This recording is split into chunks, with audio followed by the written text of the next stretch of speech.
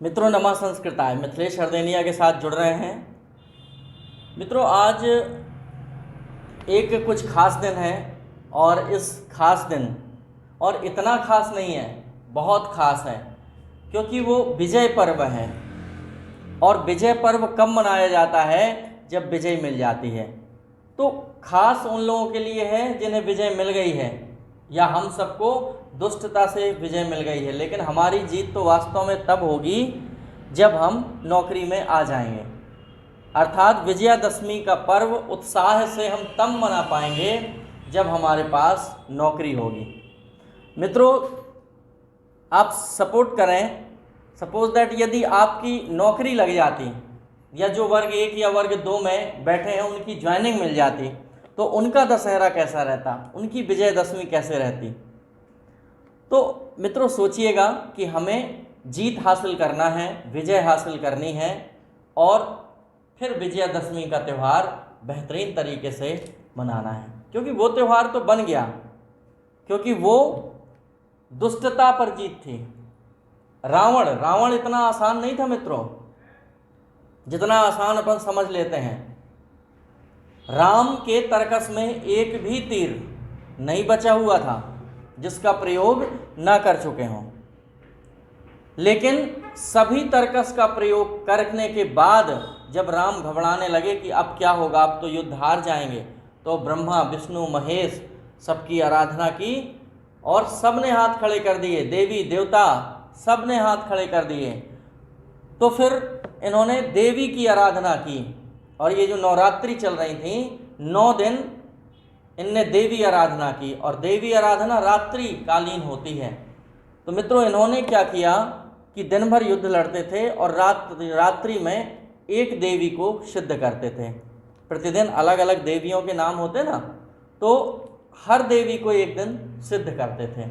तो जिस देवी को सिद्ध करते थे उसी देवी के नाम से वो नवरात्रि का पहला दूसरा दिन ऐसे नामकरण हो गया।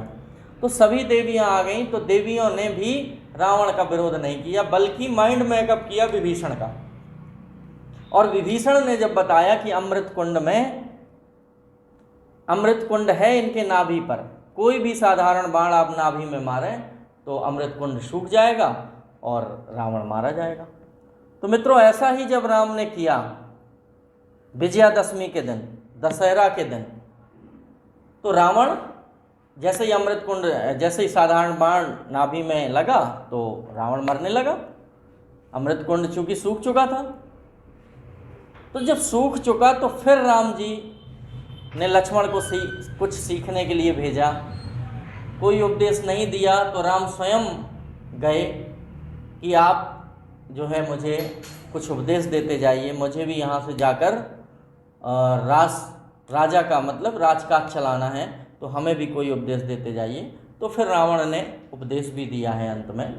तो ऐसा नहीं है, लेकिन रावण क्या धार्मिक नहीं था? रावण धार्मिक था, शिव का बहुत बड़ा भक्त था, शिव भक्त था।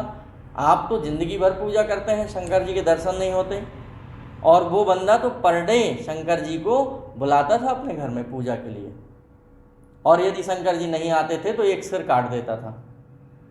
तो इतना बड़ा भक्त था। तो मित्रों कहीं ना कहीं हमारी ये जीत है। आज के दिन हमें जीत मिली थी, बुराइयों पर विजय का पर्व है, तो विजयादशमी की हार्दिक शुभकामनाएं। लेकिन दशहरा मनाते हुए, पान खाते हुए आपको ये वीडियो ज़रूर देखना है।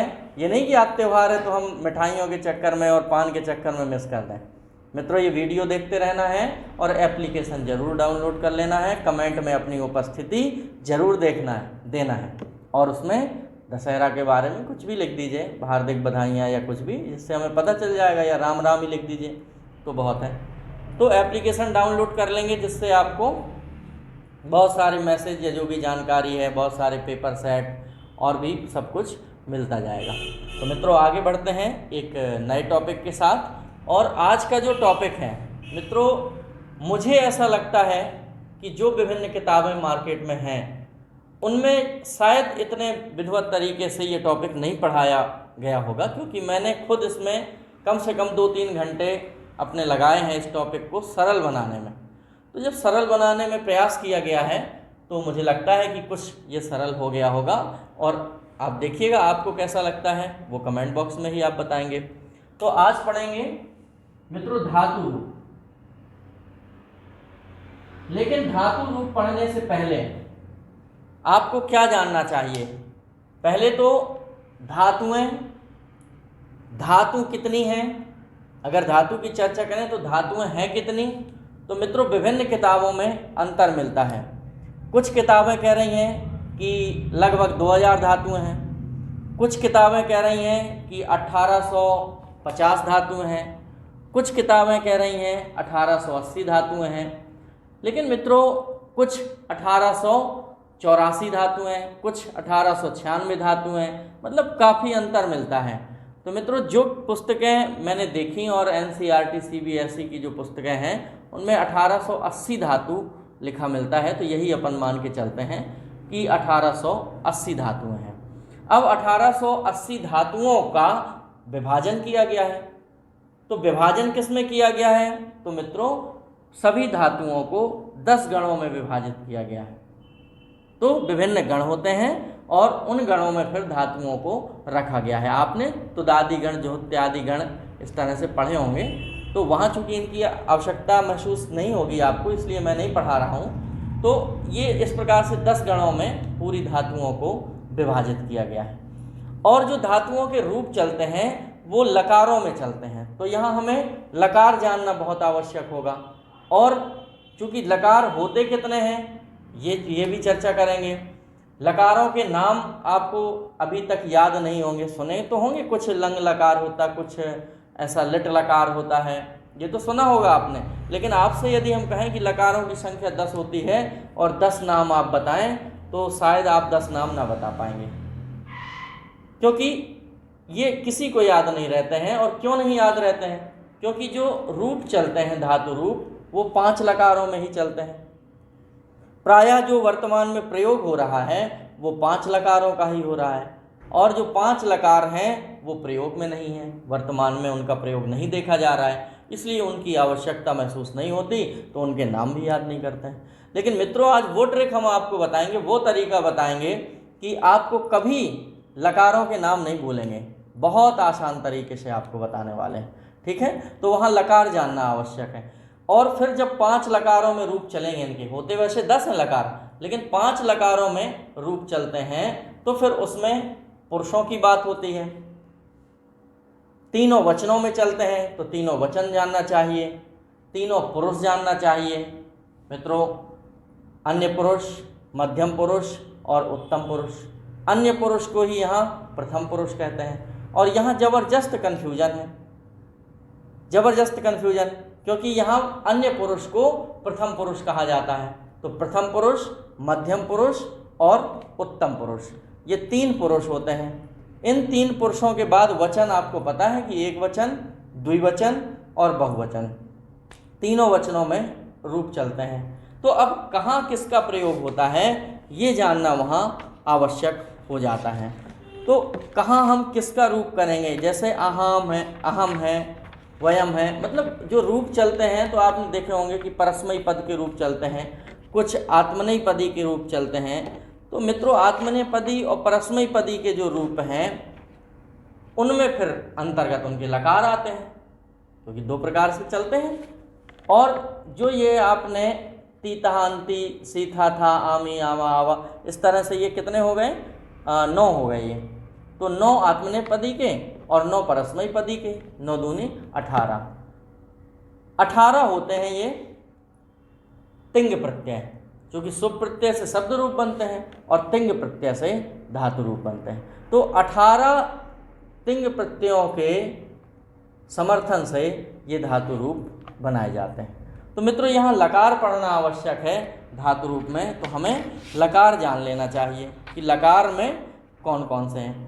अच्छा, यदि पुरुषों की बात करें तो पुरुषों में जहाँ युष्मत शब्द के रूप चलते हैं, युष्मत शब्द के रूप जैसे त्वम, युवाम, युवम, इन रूपों का प्रयोग जहाँ किया जाता है तो वहाँ मध्यम पुरुष की क्रिया का प्रयोग किया जाता है। धातु मतलब क्या होती है?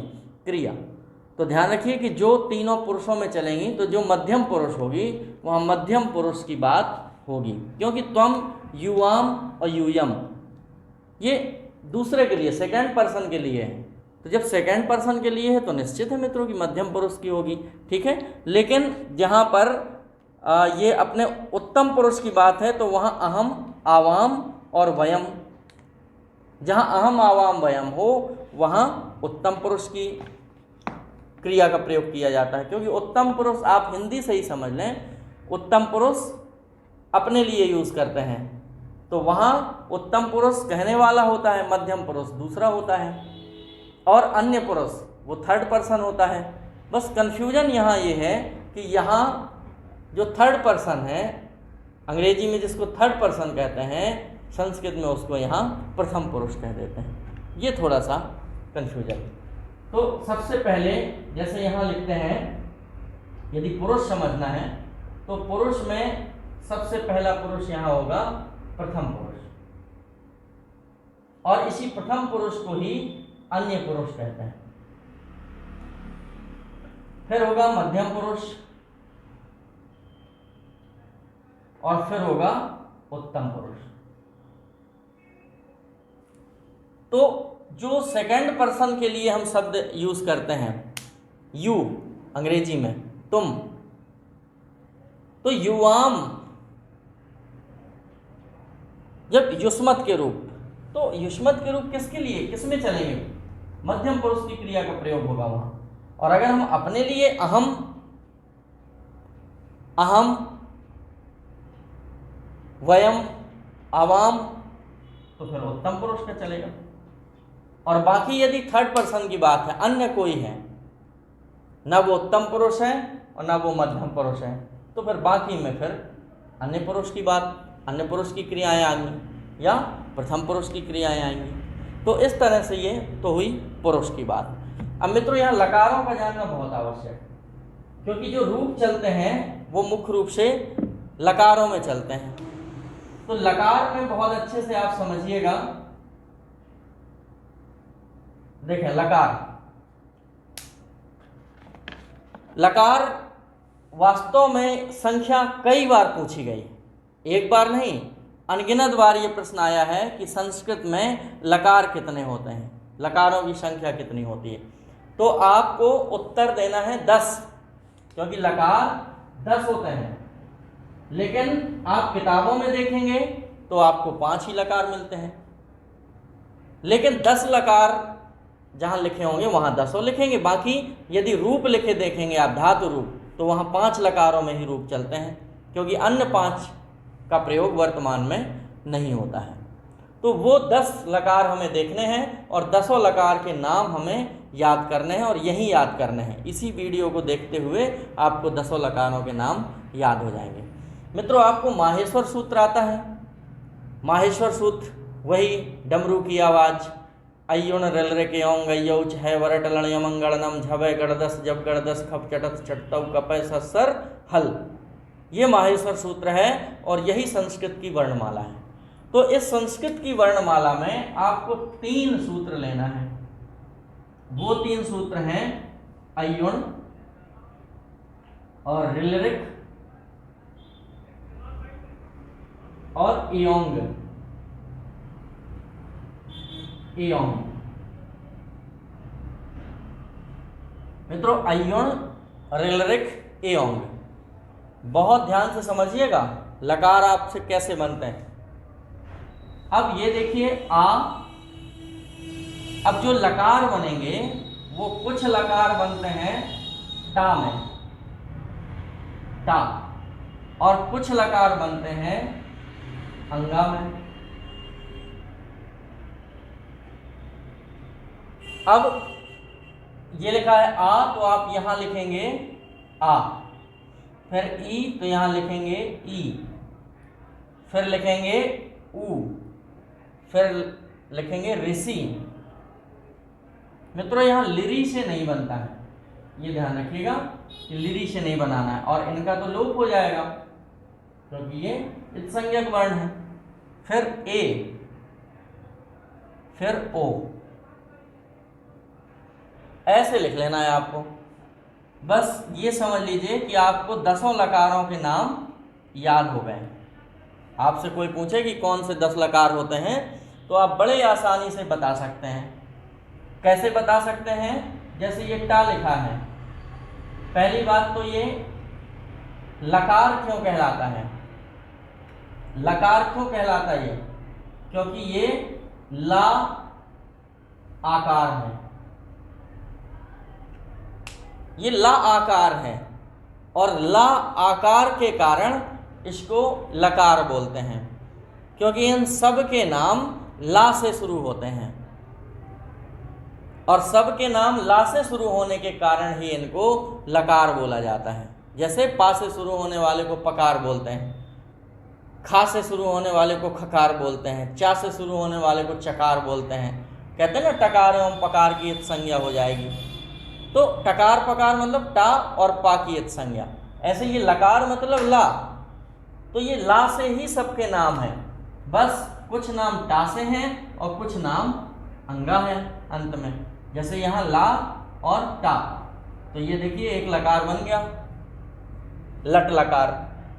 अब यहाँ चूंकि आ लगाया, ये जो ला लिया उस ला में छोटा आ है।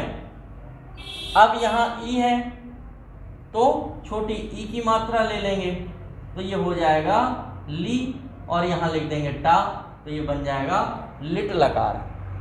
फिर यहाँ ऊ है तो ला में ऊ ले लेंगे और टा लगा देंगे, तो ये बन जाएगा लुट लकार।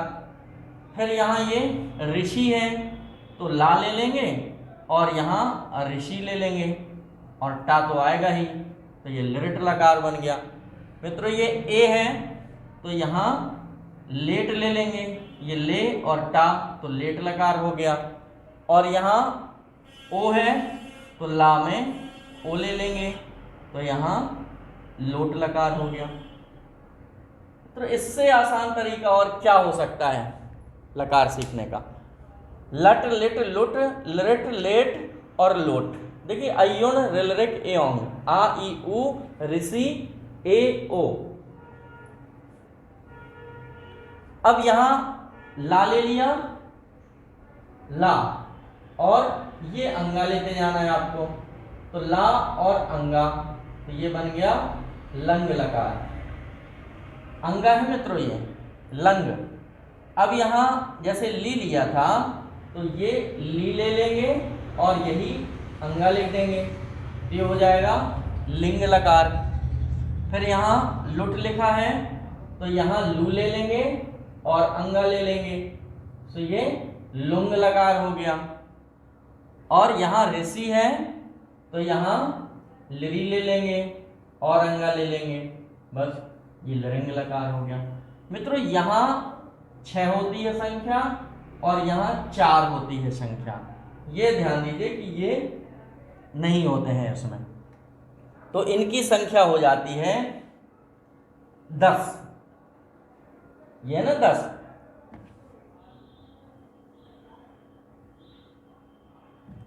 ये देखिए मित्रों 1 2 3 4 5 और ये 6, ये 7, ये 8, ये 9 और ये 10। इस तरह से ये संख्या हो जाती है। अब मित्रों आपको हो सकता है कि कुछ लकार इसमें नजर ना आ रहे हों, जैसे आशीर लिंग लकार और विधि लिंग लकार। तो मित्रों आशीर लिंग लकार और विधि लिंग लकार तो निश्चित है लिंग लकार है वो, तो लिंग के भेद हैं। फिर ये दो ये लिंग के भेद हैं। ये आशीर लिंग लकार आशीर्वादात्मक होता है, ये आशीर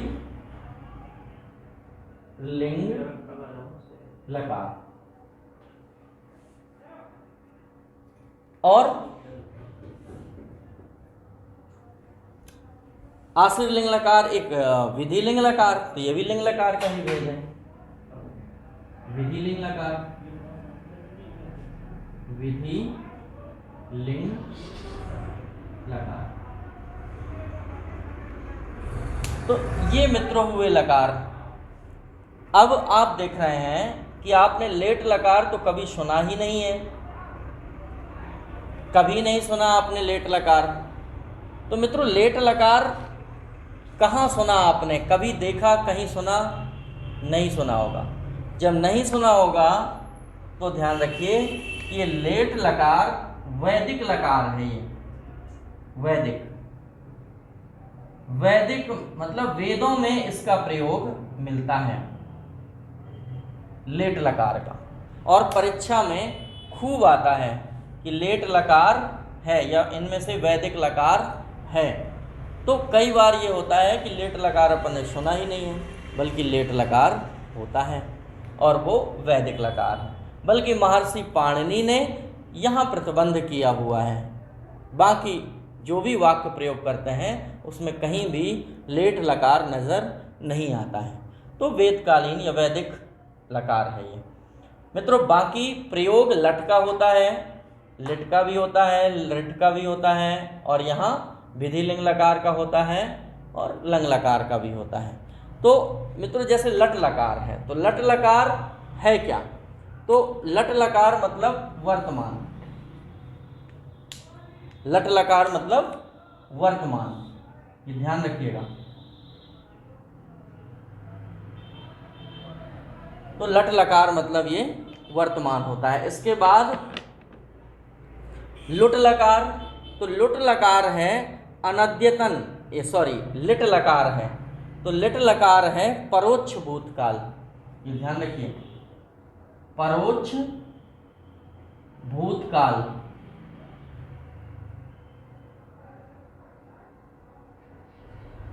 परोक्ष भूतकाल, परोक्ष मतलब जो प्रत्यक्ष दिखाई ना दे, जो सामने दिखाई ना दे, वो परोक्ष भूतकाल के परोक्ष कहलाता है।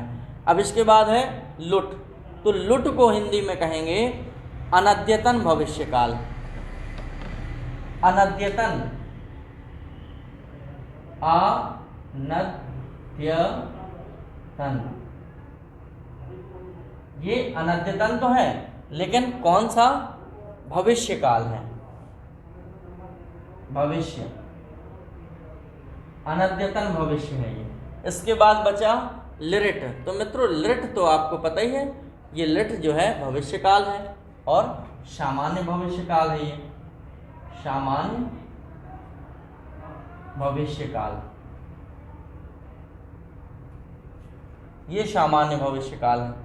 अब बात आती है लोट की, तो लोट आपको पता है कि लोट आज्ञार्थक होता है, आज्ञा लेने के लिए या देने के लिए इसका प्रयोग किया जाता है। आज्ञार्थक, जहाँ आज्ञा, आदेश, प्रार्थना आदि की बात हो वहाँ लोट लकार में रूप चलते हैं क्रिया के। अब आप यहाँ आ जाएं तो लंग लकार सबको पता है कि ये भूतकाल होता है, लेकिन भूतकाल कौन सा भूतकाल? तो अनद्यतन भूतकाल होता है ये,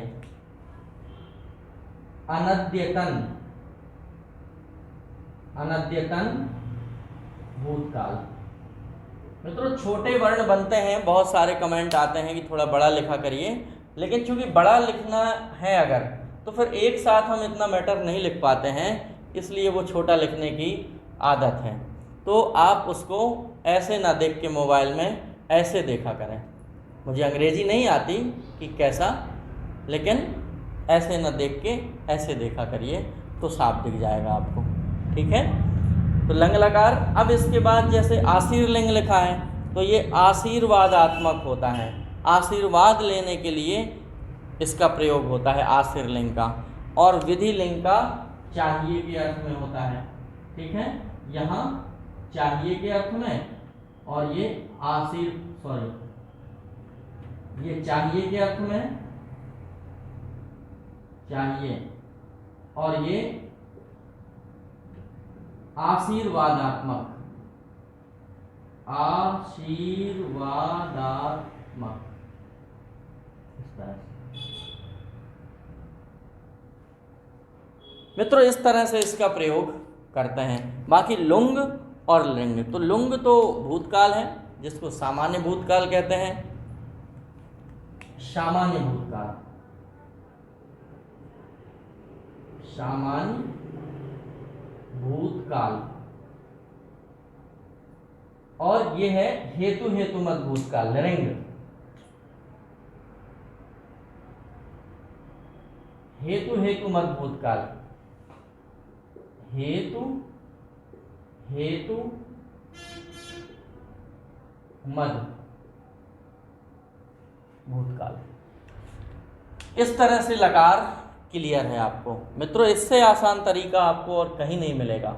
लकार के 10 भेद, तो देखिए आप, लट लकार, लंग लकार, लिट लकार, लिंग लकार, लुट लकार, लुंग लकार, लरट लकार, लरिंग लकार, 8 हो गए। लेट लकार और लोट लकार 10 हो गए। बस अब लंग लकार के वो पुनर्भेद हैं, 2 भेद हैं, फिर से पुनः उसके 2 भेद हो जाते हैं। तो फिर वहाँ लिंग लकार, आशीर लिंग और विधि लिंग, तो वो अलग हैं। तो इनको 12 नहीं कहेंगे, लकारों की संख्या 10 ही कहेंगे, और वास्तव में यही है 10 लकार। अब रूप किन के चलते हैं, किन लकारों में रूप चलते हैं? तो मित्रों आपको पता है कि रूप 5 लकारों में चलते हैं, और 5 लकारों में जैसे लट लकार हैं, ठीक है। तो लट लकार मतलब वर्तमान काल, लंग लकार मतलब भूतकाल, और लिट लकार मतलब भविष्य काल, और लोट लकार आज्ञार्थक, और विधि लिंग लकार चाहिए के अर्थ में। तो यहाँ बहुत अच्छी पहचान है कि जो आप ये तीता अंति, सी था और आमी आवा आमह, इस तरह से तुक रटना है अपन को। अगर ये तुक याद हो गई, जैसे वहाँ शब्द रूप में तुक याद की थी, ऐसे यहाँ भी तुक याद करना है। और अगर ये तुक याद हो गई आपको, तो आप समझ लीजिए कि आपसे रूप बनने लगे। तो मित्रों ऊपर तीनों वचन होते हैं और बगल में नीचे तीनों पुरुष होते हैं। इस प्रकार से इसकी सारणी बनती है। तो लकार क्लियर है, इनको मिटा देते हैं।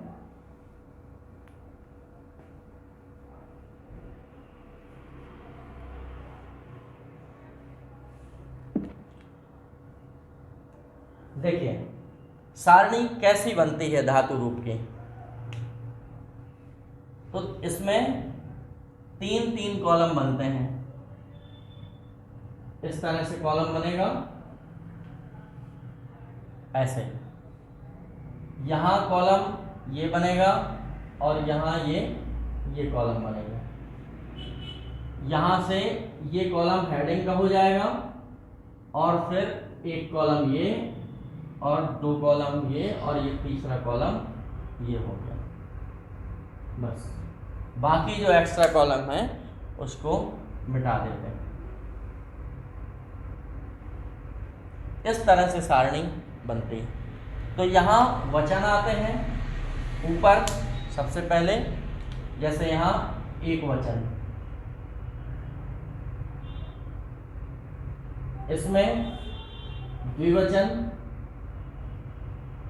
और यहाँ आएगा बहुवचन।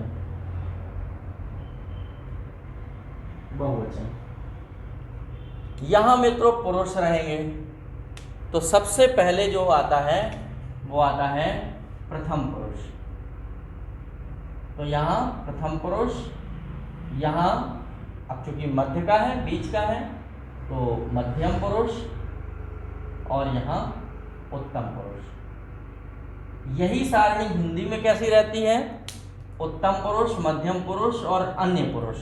तो प्रथम को ही हम अन्य पुरुष नाम से जानते हैं, या स्पष्ट यहाँ उल्लेख भी कर लें, ठीक है।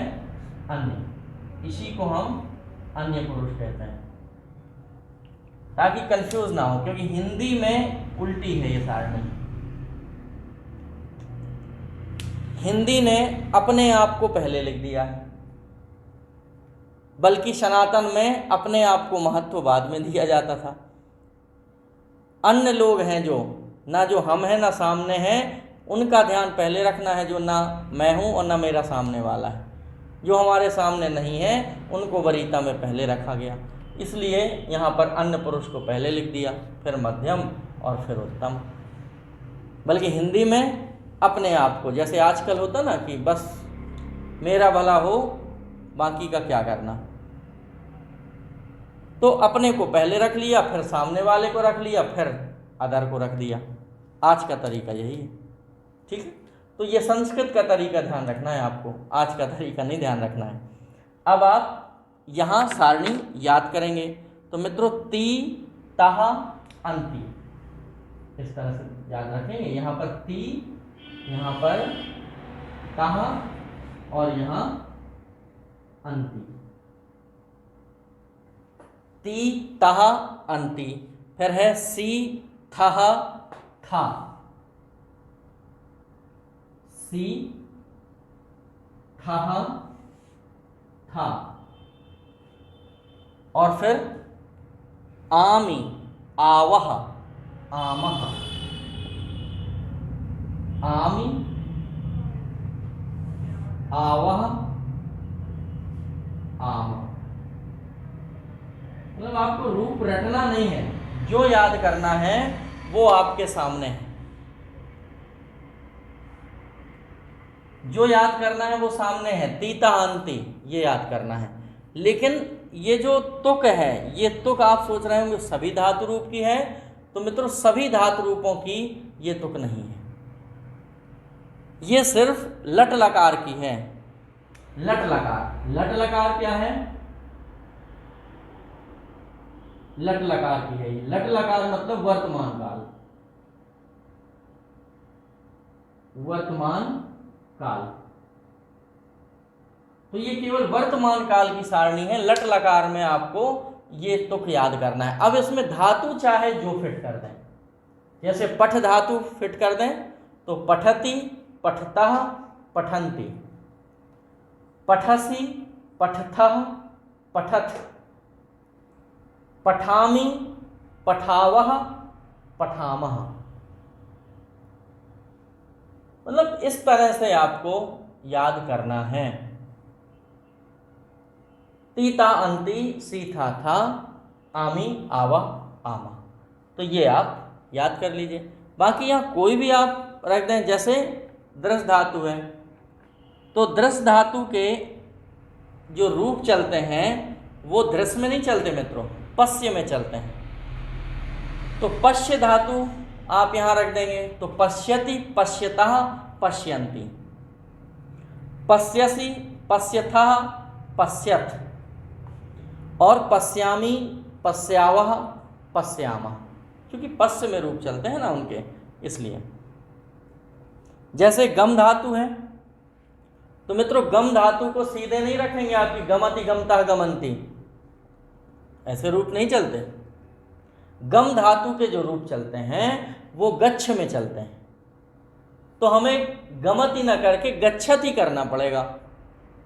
तो मित्रों गच्छति, गच्छतः, गच्छन्ति, गच्छसि, गच्छथः, गच्छथ, गच्छामि, गच्छावः, गच्छामः। इस तरह से इनका प्रयोग करना है। मतलब जब हम कोई वाक्य बनाते हैं तो वाक्य में हमें किन चीज़ों का ध्यान देना पड़ता है, क्या क्या हमें आना चाहिए। अगर कोई वाक्य है तो वाक्य में सबसे पहले ये देखना चाहिए उसकी विभक्ति, कौन सी विभक्ति लगना है वहाँ, कौन से पुरुष का प्रयोग होना है, किस पुरुष की है धातु, किस वचन में है शब्द। कोई भी हिंदी में वाक्य लिखा है तो हमें इन चीज़ों का ध्यान देना चाहिए। मतलब अगर हमें कोई अनुवाद करना है, हिंदी से संस्कृत में कोई अनुवाद करना है, कोई पंक्ति आपके सामने आ जाए, राम जाता है, मान लीजिए यहाँ आ गया राम जाता है, तो इसमें सबसे पहले हमें यह देखना है कि वाक्य में कर्ता कौन है। तो कर्ता कौन होता है, क्रिया को करने वाला कर्ता होता है। तो यहाँ राम जाता है मतलब कर्ता कौन है, राम है, ठीक है। पहला काम ये होता है। दूसरा काम क्या करना है कि कर्ता किस पुरुष की है। ये देखना है किस पुरुष का है कर्ता। राम जाता है में जो राम करता है वो किस पुरुष का है? उत्तम पुरुष का है, मध्यम पुरुष का है, या प्रथम पुरुष का है? मतलब अन्य है कोई। तो राम जाता है। अब राम यहां चूंकि सामने तो है नहीं, ठीक है, राम सामने नहीं है, ना यहाँ है, ना आप, मैं तो कह रहा हूं तो मैं तो उत्तम पुरुष हूं, आप सुन रहे हो तो मध्यम पुरुष है। अब राम के बारे में बात कर रहे हैं जो थर्ड पर्सन है। अब जो थर्ड पर्सन है, अन्य है, तो फिर अन्य पुरुष होगा। मतलब राम कौन है? अन्य पुरुष है। इसके बाद अगला प्रश्न अपना होना चाहिए कि क्रिया किस लकार की है। लकार क्या है मित्रों? लकार मतलब होता है काल। ध्यान रखिएगा, लट मतलब वर्तमान, लकार मतलब काल। तो किस समय की बात है? तो राम जाता है, वर्तमान की बात है। ये लिखा ना, लट लकार वर्तमान काल, तो वर्तमान की बात है। अब फिर इसके बाद देखना है कर्ता किस लिंग का है। तो अब लिंग देखना है कि ये पुरुष है कि महिला है, पुल्लिंग में है कि स्त्रीलिंग में है, ठीक है। इसके बाद ये देखना है कि कर्ता किस वचन का है। तो किस वचन का है कर्ता? राम दो लोग हैं कि एक लोग है कि बहुत से लोग हैं? तो राम जाता है तो राम सिंगल पर्सन है। तो सिंगल पर्सन है राम, और जब सिंगल पर्सन है तो निश्चित है एक वचन है, प्रथम पुरुष की है, तो फिर ये कॉलम आएगा ऐसे और ऐसे। तो ती, मतलब इसमें जिस धातु का प्रयोग किया जाएगा उसकी तुकांत क्या होगी? ती होगी। राम जाता है मतलब रामः, ये संस्कृत हो गई, रामः। अब जाता है तो जाता मीन्स गम धातु, और गम धातु के रूप किस में चलते हैं? गच्छ में। गच्छ मीन्स गम मीन्स जाना होता ना, गच्छ मीन्स जाना। अब चूंकि एक वचन का है, प्रथम पुरुष अन्य पुरुष का है, तो फिर यहां गच्छति आएगा, रामः गच्छति। तो मित्रों, इससे आसान तरीका और क्या हो सकता है? बस हमें क्या ध्यान देना है कि वाक्य में कर्ता कौन है, कर्ता किस पुरुष का है, किस लिंग का है, किस वचन का है, उसके अनुसार धातु लग जाएगी। इसके अनुसार, ये इसकी पहले हमने जांच की और जांच के अनुसार हमने दबा दी। जाता तो है, तो ये तो हमें पता है कि गच्छ मीन्स जाता, तो गच्छ मीन्स जाना या गम मीन्स जाना, और गम के रूप गच्छ में चलते हैं। तो टेस्ट में ये आया, रिपोर्ट में ये आया कि ये आएगा ती, तो वहां गच्छति हो गया। तो मित्रों, रामः गच्छति बन गया।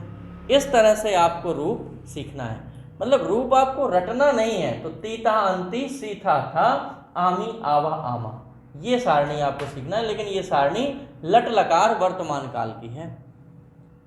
5 लकारों में चलते हैं मित्रों, तो 5 सारणी बनेंगी ये, और आत्मनेय पद की अलग और परस्मयी पद की अलग।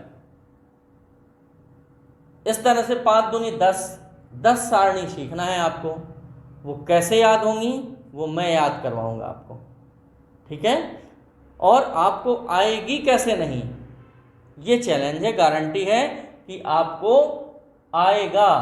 इतनी यादें भर देंगे आपके दिल में कि चाह कर भी आप भूल ना पाएंगे। क्योंकि जिद करो, आप भी जिद करो कि आएगा। आसमां को जिद है गर वही बिजलियां गिराने की, तो मेरी भी जिद है वही आसियां बनाने की।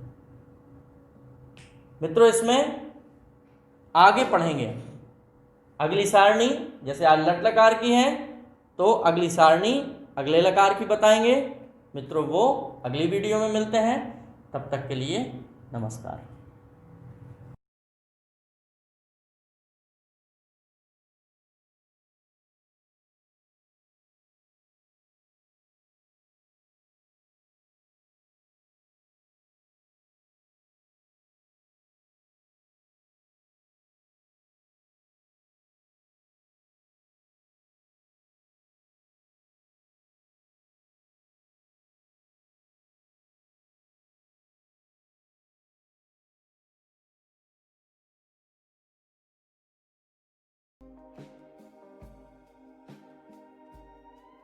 सक्सेसफुल जो सभी एग्जाम को टारगेट करते हुए ध्यान में रखकर ये मिशन चलाया जा रहा है। चाहे आने वाले जितने भी एग्जाम हो, वर्ग 3 महिला सुपरवाइजर, MP पुलिस, फॉरेस्ट, पटवारी, CPCT से रिलेटेड जितने भी एग्जाम है उन सभी को ध्यान में रखकर ये मिशन चलाया जा रहा है। व्हाट्सएप ग्रुप पर स्टडी कराई जा रही है, प्रिपरेशन कराई जा रही है, जिसमें बॉयज़ और गर्ल्स के अलग अलग ग्रुप बनाकर आपकी प्रिपरेशन कराई जा रही है। ग्रुप में आपको time table, strategy, routine, study material, daily and weekly test, guidance, motivation सब कुछ दिया जाएगा। और यहाँ पर ये आप देख सकते हैं अलग अलग ग्रुप बनाए गए हैं, लगभग 22 और आपको ऐड किया जाएगा। तो आप लोग बिना किसी देरी के मैसेज कीजिए और 9981167757 पर आपको ऑडियो मैसेज करना है। व्हाट्सएप से अपना नाम बता देना है, मैं आपको उसी एग्ज़ाम से रिलेटेड ग्रुप में ऐड कर दूंगा। महिलाओं के अलग ग्रुप हैं, पुरुषों के अलग ग्रुप हैं, आप देख सकते हैं, ठीक है।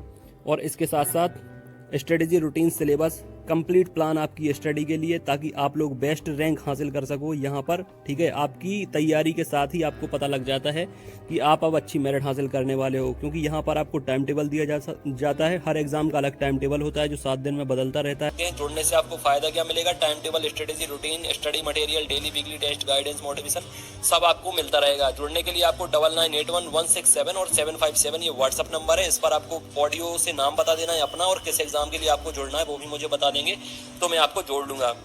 सभी एग्जाम की प्रिपरेशन कराई जाती है, सभी एग्जाम की ऑनलाइन ऑफलाइन टेस्ट सीरीज मिलती है, नोट्स मिलते हैं तो आप ले सकते हैं।